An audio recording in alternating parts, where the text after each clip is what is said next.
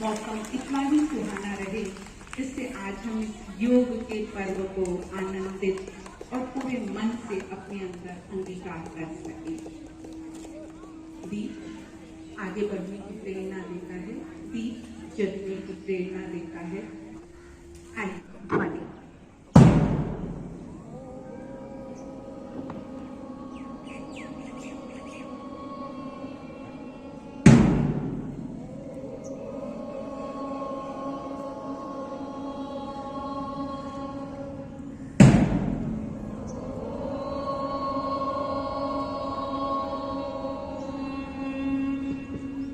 ओम की ध्वनि के पश्चात परम पिता परमात्मा से प्रार्थना कि हमारे जो आज का कार्यक्रम है इसका अधिकाधिक लाभ हम तक पहुंचे।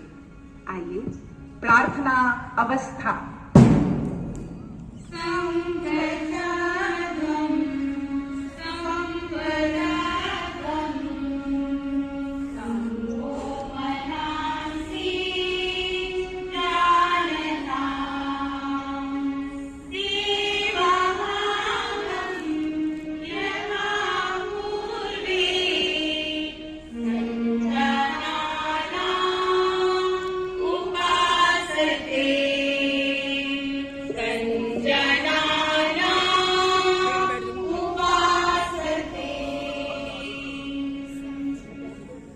सभी प्रेम से मिलकर चलें, मिलकर बोलें, सभी ज्ञानी बने, अपने पूर्वजों की भांति मिलकर हम अपने कर्तव्यों का पालन करें। आइए ग्रीवा चालन हेतु अवस्था परिवर्तन। ग्रीवा चालन। ग्रीवा अर्थात गर्दन, शरीर का वह ऊपरी हिस्सा जो वास्तव में हमारे मस्तिष्क ज्ञान केंद्र माना जाता है। शरीर के बाकी हिस्सों के साथ इसे जोड़ने के लिए हम यह कार्य ग्रीवा चालन से आरंभ करते हैं। 8 फीट तक गर्दन को, अपनी ग्रीवा को ऊपर व नीचे करने के पश्चात हम ग्रीवा को दाएं और बाएं ओर घुमाते हैं। वास्तव में पहला चालन कॉल्यूमन वर्टिब्रे के लिए यानी हमारे रिफ्लेक्स एक्शन को ठीक करने के लिए था, किंतु गर्दन को दाएं एवं बाएं घुमाना इस बात को दिखाता है कि शरीर का एक अभिन्न हिस्सा हमारे कान भी हैं। कान जिन्हें ऑर्गेनो बैलेंसिंग ऑर्गन के नाम से भी जाना जाता है।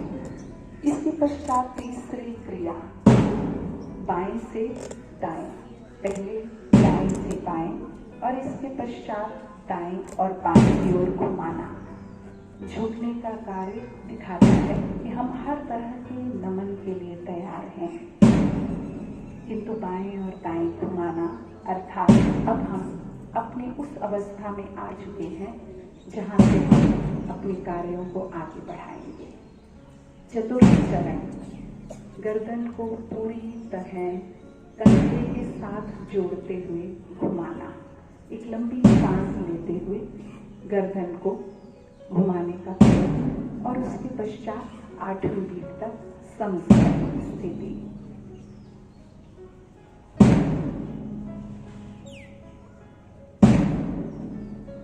इसका अभ्यास कुर्सी पर बैठकर भी किया जा सकता है। स्कंध संचालन। स्कंध अर्थात कंधे, वो हिस्सा जो वास्तव में हमारे उन नाड़ियों, मांसपेशियों और उस हिस्से को साथ लेकर चलता है जिसमें हम अपने शरीर का पूरा वजन डालते हैं। पैरों को परस्पर मिलाते हुए पैर से सिर तक का हिस्सा सरलता से सीधे रखते हुए हम धीरे धीरे अपने हाथों को ऊपर उठाते हैं और वापस मिलाते हुए समस्थिति में आते हैं। कटी चालन। कटी कमर, जिसके द्वारा आप पूरे दिन इधर या उधर देखने का कार्य करते हैं। गर्दन के साथ साथ कमर भी पूरे जीवन को, पूरे मानव को आगे बढ़ाने में योगदान देती है। वास्तव में इस आसन के द्वारा, इस गतिविधि के द्वारा हम सामान्य सांस लेते हुए पीठ दर्द और रीढ़ की हड्डी को संतुलित करने का प्रयास करते हैं, किंतु डिस्क के प्रॉब्लम होने पर हम इसे ना करें। खड़े होकर किए जाने वाले आसन, सर्वप्रथम ताड़ासन। वृक्ष जो कि ऊंचाइयों के कारण जाना जाता है, शरीर को स्थायित्व एवं दृढ़ता प्रदान करने वाला यह आसन सभी आसनों का आधार है, किंतु उन व्यक्तियों को यह आसन नहीं करना चाहिए जो हृदय रोग से पीड़ित हैं।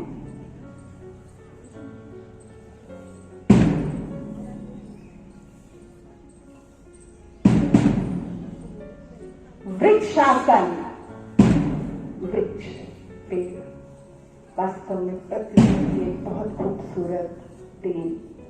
क्षितिजल पावक गगन समीरा, प्रकृति ने हमें बहुत कुछ दिया, बस हमने उसका साथ छोड़ दिया। वृक्ष के समान सदैव देने वाले बने, इसलिए इस आसन का नाम वृक्षासन रखा गया है।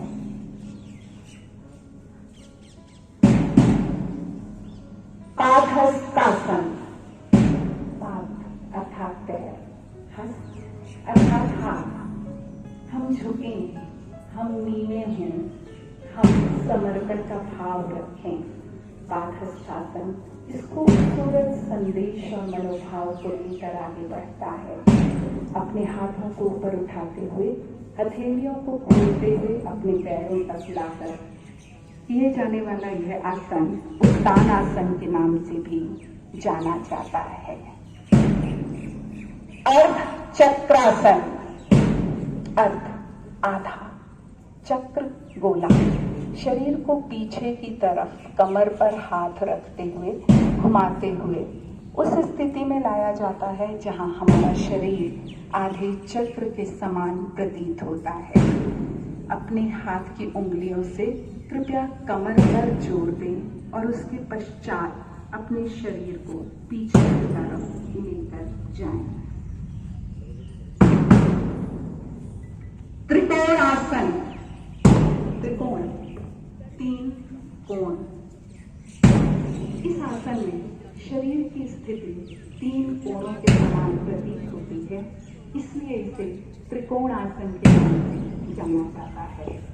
किंतु स्लिप शाटिका एवं पेट में किसी भी प्रकार की परेशानी होने पर हमें इस आसन को नहीं करना चाहिए। पैरों के तलवों की विसंगतियों से यह हमारा सर्वाधिक बचाव करता है। अवस्था परिवर्तन। बैठकर किए जाने वाले आसन। आइए, जिस तरह बाल अवस्था, युवावस्था, प्रौढ़ावस्था ये जीवन की अवस्थाएं हैं, उसी प्रकार आसन भी विभिन्न अवस्थाओं से जुड़े हैं। भद्रासन। भद्र, दृढ़, सज्जन, सौभाग्यशाली, विश्राम की स्थिति में बैठकर स्वयं पर ध्यान देने के लिए किया जाने वाला यह आसन शरीर को दृढ़ रखता है एवं मस्तिष्क को स्थिरता प्रदान करता है। घुटनों एवं नितंबों को यह स्वास्थ्य प्रदान करता है एवं पेट को भी क्रियाशील बनाता है। आर्थराइटिस में इसका उपयोग ना करें। अवस्था परिवर्तन। वज्रासन की अवस्था में सभी साथ साथ बढ़ते हुए, अर्थात खुद को इतना कठोर बना लें कि कोई भी आपको तोड़ ना सके। अर्ध उष्ट्रासन। उष्ट्र एक ऐसा जीव जो ऐसी स्थिति में होता है कि महीनों तक उसे भोजन और जल ना भी मिले तो भी वो जीवित रहता है। अर्थात अगर शरीर में ऊर्जा है, प्राणवायु है, तो हम किसी भी अवस्था में जीवित रह सकते हैं, आगे बढ़ सकते हैं और खुद को आगे बढ़ाने की ताकत रखते हैं। उष्ट्रासन। अर्ध उष्ट्र के पश्चात अपने हाथों को पीछे ले जाते हुए अपने तलवों को हम पकड़ेंगे और अपने शरीर को पीछे की तरफ झुकाएंगे। इससे हमारा पेट नहीं बढ़ता, किंतु कमर के दर्द में इस आसन का प्रयोग करने से बचें, क्योंकि इसके द्वारा कमर की व्याधि के बढ़ने के चांस होते हैं, किंतु उष्ट के समान शक्तिशाली जरूर है। शशांकासन। शशांक सबसे कोमल जीव, किंतु फुर्ती में हम सबसे आगे, शरीर को आगे की तरफ बढ़ाकर हम उस फुर्ती का संचार अपने अंदर करते हैं। यानी हमारा मन तो कोमल हो, किंतु फुर्ती हमें शशक की भांति बहुत आगे और बहुत तेज हो।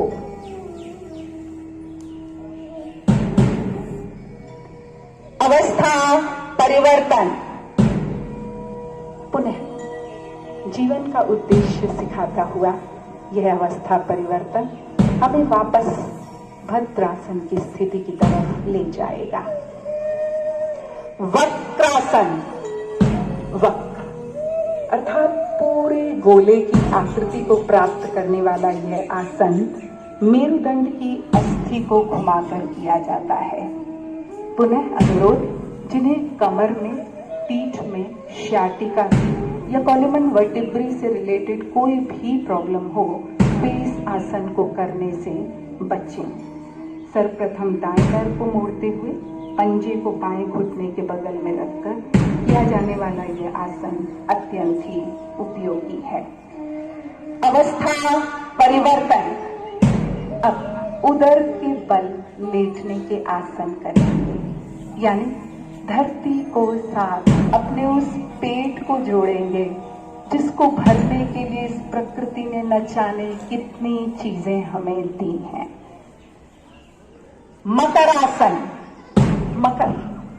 मगरमच्छ नाम याद आता है। एक विशालकाय प्राणी हमारे समक्ष आ जाता है, जिसका रूखा शरीर, किंतु उसका भय ये दिखाता है कि शरीर कैसा भी हो, अगर आपके अंदर तेज है, गौरव है, तो आप किसी भी समस्या का समाधान निकाल सकते हैं।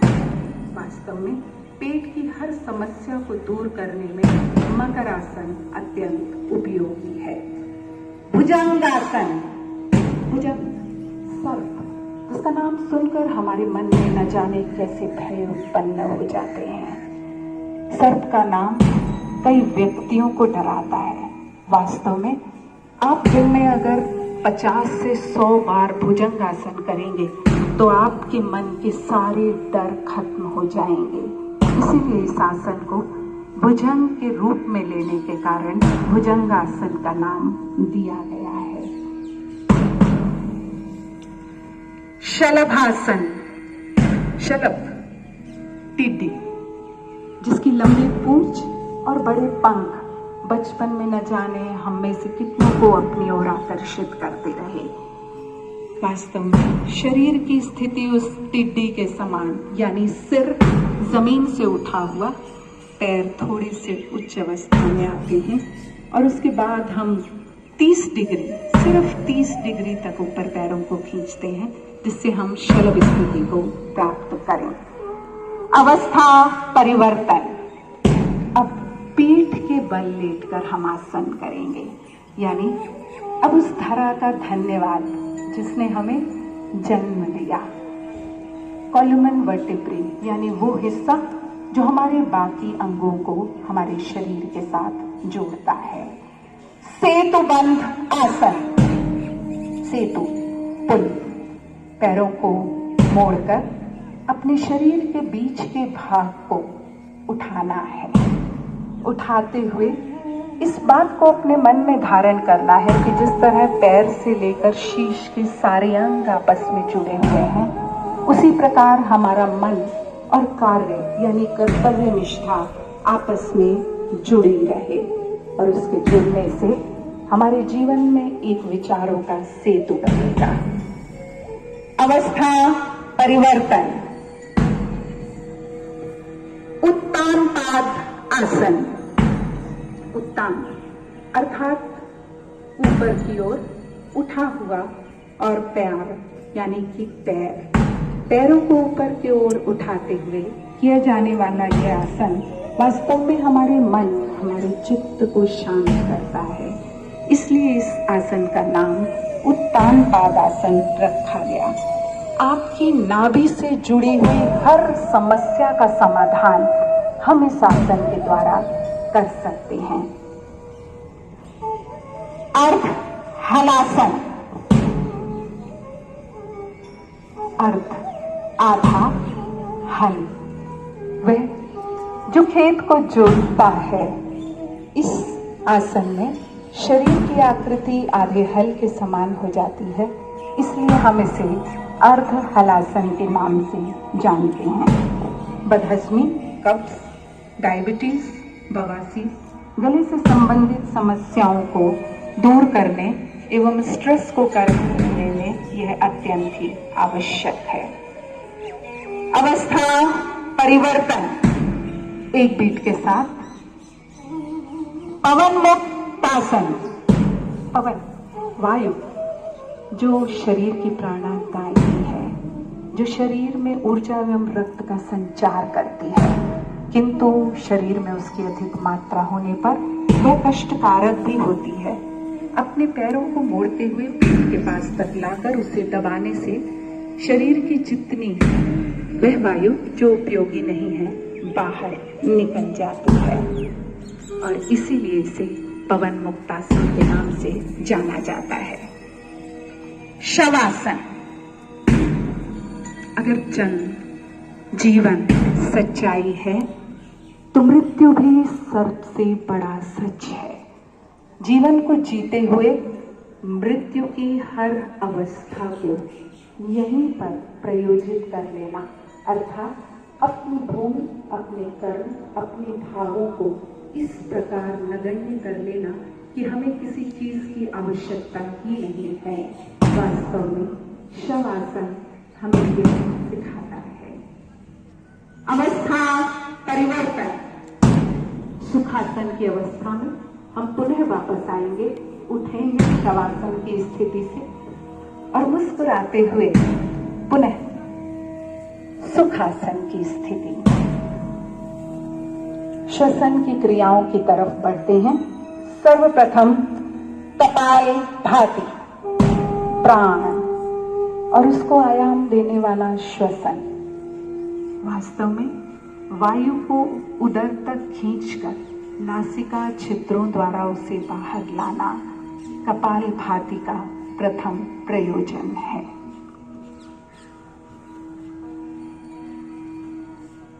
अनुलोम विलोम प्राणायाम। अनुलोम बाएं एवं दाएं नासिका रंध्रों से क्रमवार श्वास प्रवास को रोककर या बिना श्वास प्रवास रोके भी यह श्वसन किया जाता है। किसी भी ध्यान के आसन में हम इस अनुलोम विलोम प्राणायाम कर सकते हैं, किंतु अपेक्षा ये कि सांस को आप अपने शीश तक महसूस करें। शीतली प्राणायाम।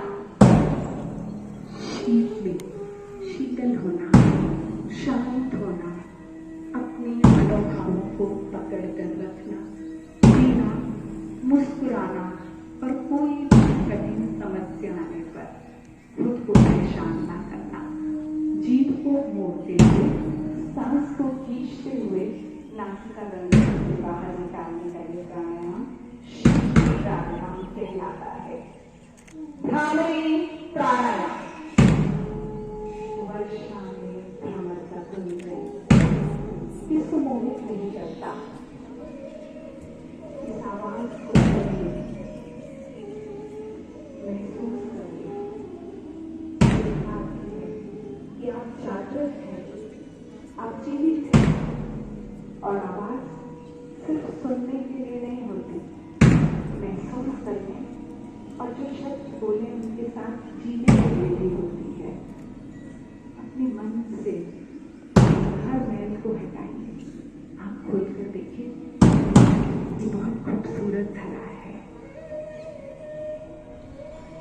सुखासन अवस्था। अगले चरण में बढ़ते हैं, ध्यान।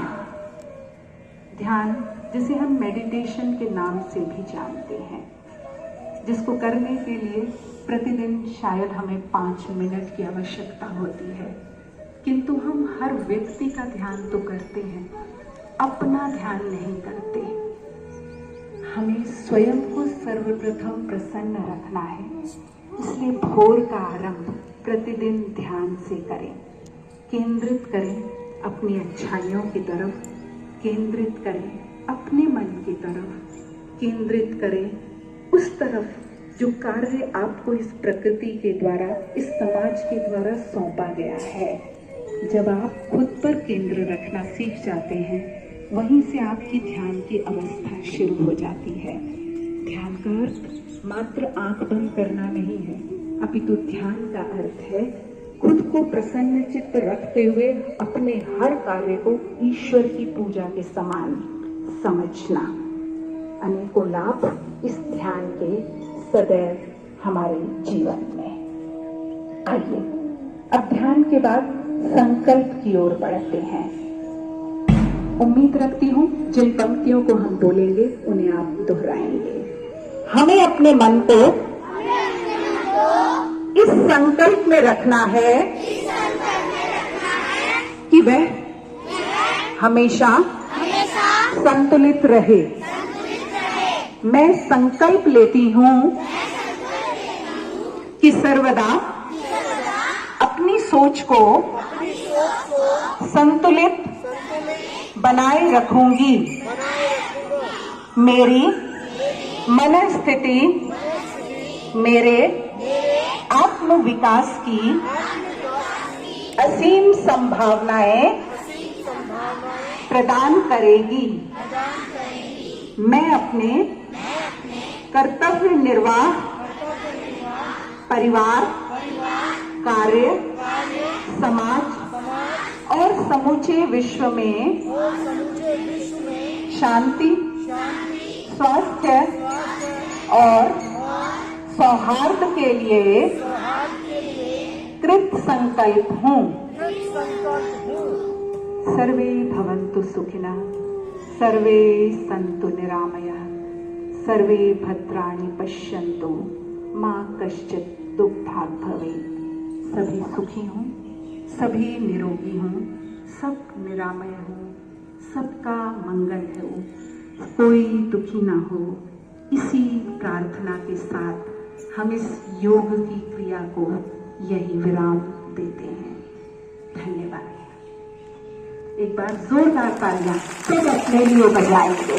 जरा हाथ उठाकर अतिथियों से विशेष अनुरोध, कृपया आप अपना स्थान ग्रहण करें, जिससे हम आगे आपका मार्गदर्शन प्राप्त कर सकें। आज के इस समारोह के हमारे मुख्य अतिथि श्री अश्विनी कुमार जी, स्पेशल ऑफिसर दिल्ली नगर निगम, हमारे अतिरिक्त आयुक्त अलका शर्मा जी, डायरेक्टर एजुकेशन विकास त्रिपाठी जी, डिप्टी कमिश्नर प्रदीप कुमार,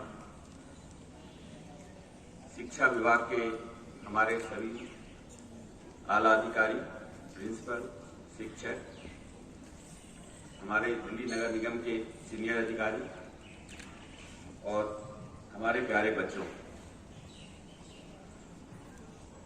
सर्वप्रथम तो मैं आज जो इतना सुंदर इंटरनेशनल योगा डे के अवसर पर जो कार्यक्रम शिक्षा विभाग ने आयोजित किया है, ये सभी बहुत बधाई के पात्र हैं। स्पेशली मैं सभी बच्चों को बहुत बहुत बधाई देता हूँ। स्कूल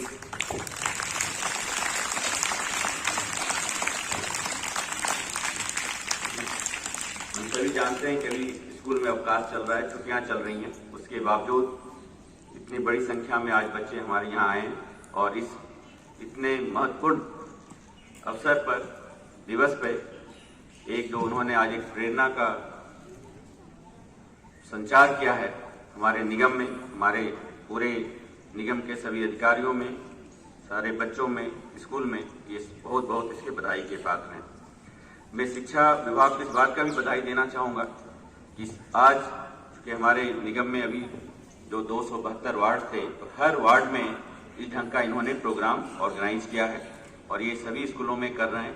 और हमारे निगम के सारे अधिकारी, सारे शिक्षकगण और जहाँ भी बच्चे को अगल बगल के जितने बच्चे हैं उनको भी बुलाकर इस ढंग का आज ये एक बहुत ही अच्छा मैसेज हम देने की कोशिश कर रहे हैं। दोस्तों, जैसा कि हम सभी जानते हैं, कार्यक्रम के मुख्य अतिथि जिनके शब्दों को सुनने के लिए हम बहुत देर से यहाँ पर प्रतीक्षा रखते हैं, हमारे दिल्ली नगर निगम के विशेष अधिकारी श्री अश्विनी कुमार जी को कि वे मंच पर आकर हम सभी का मार्गदर्शन करें। एक बार जोरदार तालियां।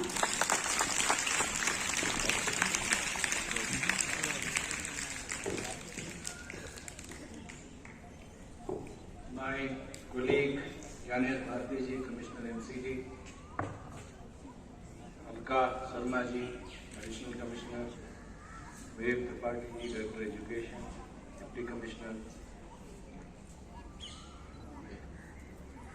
faculty members of the school, dear children, I am very, very happy to be part of this program. I congratulate all my staff, the MCT staff, the school staff for having organized it. Yoga is very, very important in our life. We happen to do a lot of physical activity, but in many ways our office duties are such that we are not able to do even physical activity. It's mostly remaining sitting on chair for a long time. But yoga goes beyond that.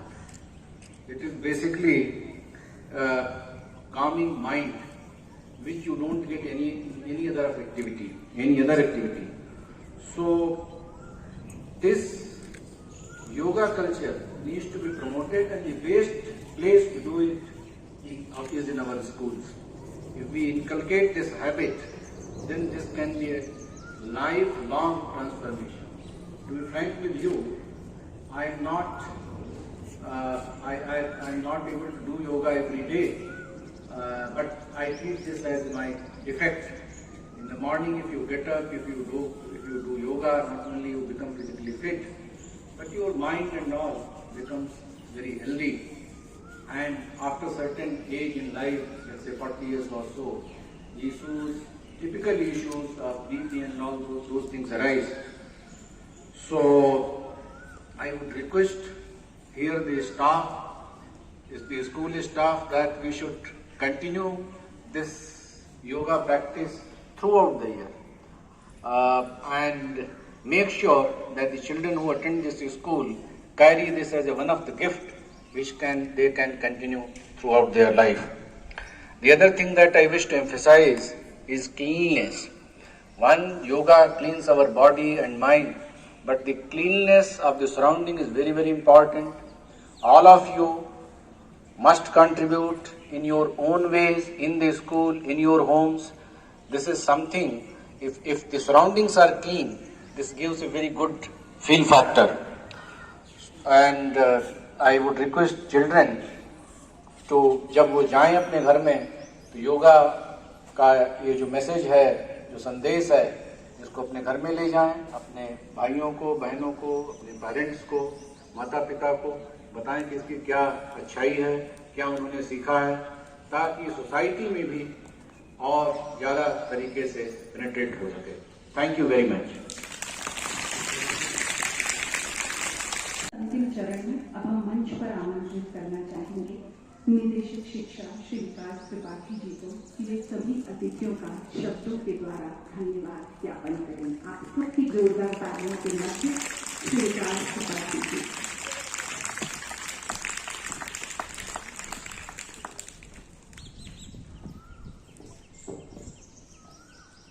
आज के अंतर्राष्ट्रीय योग दिवस में जो कार्यक्रम आयोजित हो रहा है, उसमें आए मुख्य अतिथि special officer Shri Ashwini Kumar sir, हमारे विशिष्ट अतिथि commissioner Shri Gyanesh Bharti sir, additional commissioner Alka madam, DC Pradeep, हमारे शिक्षा विभाग के एडिशनल डायरेक्टर्स, अन्य एमसीडी के अन्य विभागों से आए हमारे अधिकारी कर्मचारी, इस टीचर के प्रिंसिपल, इस स्कूल के प्रिंसिपल, टीचर्स और प्यारे बच्चों, हमारे लिए बड़ा गौरव का विषय है, जैसा कि कमिश्नर साहब ने बताया कि योग इस भारत देश की देन है और हम उसको अपने जीवन में आत्मसात कर सकें, यही हमारा प्रयास होना चाहिए। जो कोई भी दिवस हम मनाते हैं, वैसे तो हर दिन ये करने की और फॉलो करने की चीज है, लेकिन उस विशिष्ट दिवस में हम अपने आप को ये याद दिलाते हैं कि ये हमारे लिए कितना महत्वपूर्ण है, हमारे जीवन के लिए कितना महत्वपूर्ण है, हमारे समाज के लिए कितना महत्वपूर्ण है। योग की जहां तक हम लोग बात करें तो वो केवल साधन नहीं है, वो केवल रोगों से मुक्ति पाने का उपाय नहीं है, वो साध्य भी है, वो आपकी मंजिल भी है और वो आपका रास्ता भी है।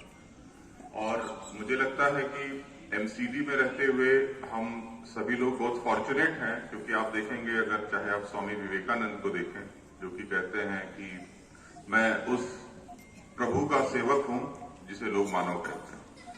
तो यहाँ एमसीडी में रहते हुए हमको उस समाज की सेवा करने का मौका मिल रहा है और योग कहीं ना कहीं हमको जोड़ना सिखाता है। अगर हम समाज के हर पक्ष से जुड़ना सीख जाएंगे, योगस्थ अवस्था की तरफ अगर बढ़ेंगे, तो हमारी सेवा भी बढ़ती चली जाएगी। उसमें विशेष रूप से, वैसे तो पूरा एमसीडी विभाग ही फॉर्चुनेट है, पर स्पेशली फॉर्चुनेट है शिक्षा विभाग, जिनको उन लोगों, उन बच्चों की सेवा करने का मौका मिल रहा है, उन बच्चों, उन परिवारों के जीवन में एक होप देने का मौका मिल रहा है। तो मुझे लगता है कि लोग अपनी नौकरी करते हैं, उसके बाद अलग से जाके समाज सेवा करते हैं। मैं अपने अधिकारियों को, प्रिंसिपल्स को, टीचर्स को यही बार बार बोलता हूं कि ऊपर वाले ने हम सभी को ये मौका दिया है कि हम अपनी नौकरी करते हुए सेवा कर सकें। ये जो हम योग की बात करते हैं, योगस्थ होने की बात करते हैं, तो आप देखेंगे चाहे वो राम हो, कृष्ण हो, महावीर हो, बुद्ध हो, नानक हो, विवेकानंद हो, वो उस योगस्थ अवस्था को प्राप्त करने के बाद भी सेवा करते हैं। तो हम कितने भाग्यशाली हैं कि हमको वो सेवा करने का मौका सीधे सीधे ही मिल रहा है। तो इस योग दिवस पे हम शिक्षा विभाग की ओर से, एमसीडी विभाग की ओर से हम लोग अपने स्पेशल ऑफिसर कमिश्नर साहब को ये यकीन दिलाते हैं कि हमारी जो ये एमसीडी में सेवा चल रही थी, उसके लिए हम और ज्यादा कटिबद्ध होकर और ज्यादा प्रयास करेंगे और जो एक्सपेक्टेशंस है उनकी, वो हम लोग जरूर पूरा करेंगे। आज के इस आयोजन में आने के लिए मैं स्पेशली शिक्षा विभाग की तरफ से स्पेशल ऑफिसर श्री अश्विनी कुमार जी का, कमिश्नर श्री ज्ञानेश भारती जी का, एडिशनल कमिश्नर अलका मैडम का धन्यवाद करता हूं। साथ ही प्रदीप, जो यहाँ पे साउथ में डीसी का काम देख रहे हैं, थोड़े समय पहले शिक्षा का भी देख रहे थे काम, निदेशक के तौर पे, उनका भी धन्यवाद करता हूं। और यहाँ पे जितने भी हमारे अधिकारी कर्मचारी, स्पेशली जो बच्चे हैं, जो उनको केवल 16 दिन की छुट्टी मिली, टीचर्स को भी 15 दिन की छुट्टी मिली, और उसमें भी वो लगातार पिछले 4-5 दिन से मेहनत करके जो काम कर रहे हैं। इसके अलावा जो हमारे दूसरे विभाग हैं, चाहे हॉर्टिकल्चर हो, इंजीनियरिंग हो, सभी ने मिलकर जो प्रयास किया है, मैं सभी का बहुत बहुत धन्यवाद।